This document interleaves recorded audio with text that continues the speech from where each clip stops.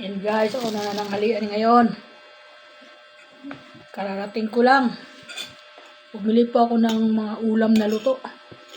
Bumili po ako ng lulutuin.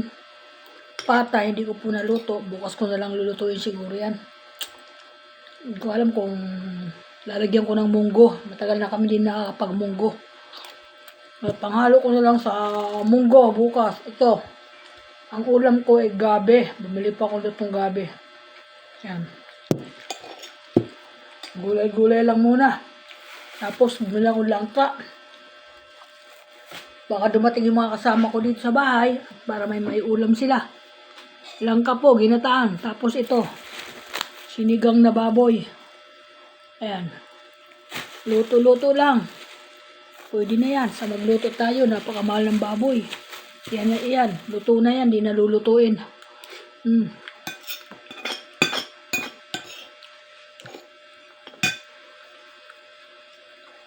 Yeah, okay, welcome to my vlog. Kararating ko lang po, galing sa labas. Meron ako ulam dito na baboy. Ayan.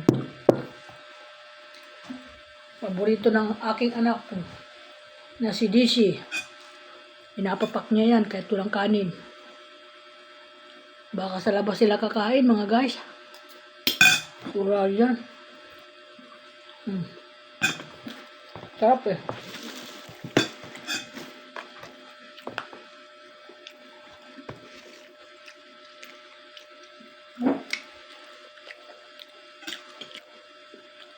Ano po yung tapa? Paunti-unti lang kami kumain.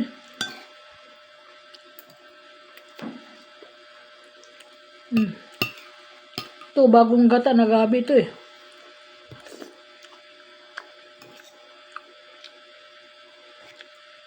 Kaya lang guys, hindi ako ganyan magata.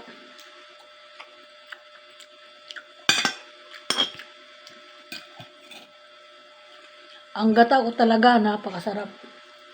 Pag ako po naggata ng gabi, ang halo ko po dyan ay taba ng baboy. Tapos po pinapatuyuan ko po yun sa gata. Tapos kung mayroon akong hipon, hinahaluan ko ng hipon. Yun po pag nagagata ako ng gabi. Saka yung gusto ko gataan po, yung medyo tuyo. Masarap po yung gataan, yung medyo tuyo. Sinisip-sip yung gata habang inunguya mo yung gulay. Kumakata sa bunganga mo na masarap talaga kasi marami akong nyug na inilalagay doon. Di pa ako nakakapagluto kasi wala pa akong panahon. Pag minsan maggagata ako, paborito ng anak ko, ay daw mga paggata sa ngayon. Ang paborito ng anak ko, puso, gabi, yan mga paborito nila. Hindi nila natitikman yung mga iba. Nagata. Gaya ng labong. Sarap yung ginataan. Lahat po ng gulay, pwede namang gataan. Yung babagay lang po siya sa gata. Labong, upo, pwede po gataan ng upo. Akala nyo ang upo ay ginigisa lang, ginagataan din po yan. Masarap po yung ginataan ng upo. Mga papaya, ganun. Lalo na po yung papaya na haluan mo ng manok, ginataan.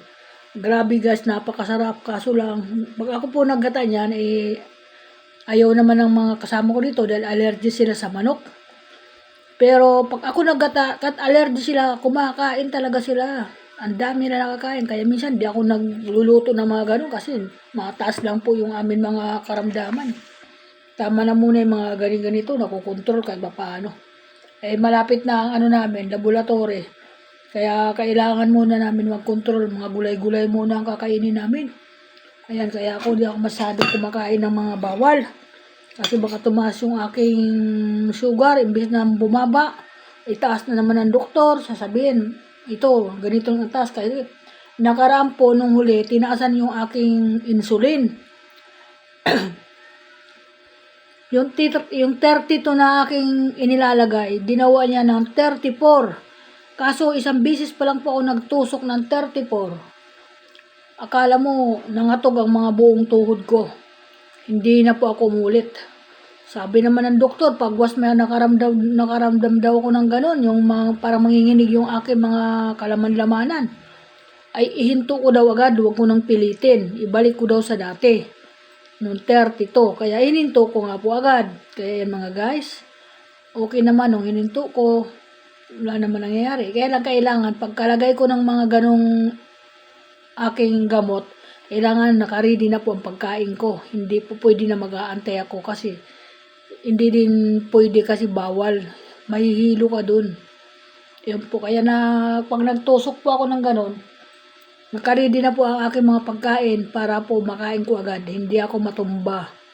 Ayan po. Yun lang po mga guys. Diskarte lang sa sarili. Ayan. Thank you so much. Welcome to vlog. Maraming salamat sa mga nagtatanghalian ngayon. Sigurado huli na naman ako sa tanghalian. Kasi kanina hindi pa ako nagugutom. Umupo muna ako. Tagpapahinga ako at ako'y nanonood sa Facebook. Ayan po. Okay. Bye-bye. Welcome to vlog. Maraming salamat sa mga followers, sa mga anak ko. Ingat kayo. Thank you so much sa inyo. Ingat po. Ingat kayo mga anak.